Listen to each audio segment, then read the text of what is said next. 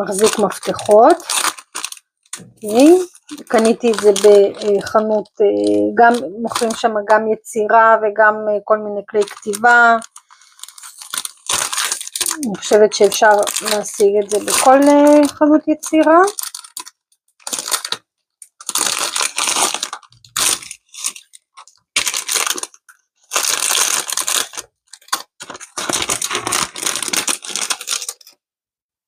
אוקיי, אז יש פה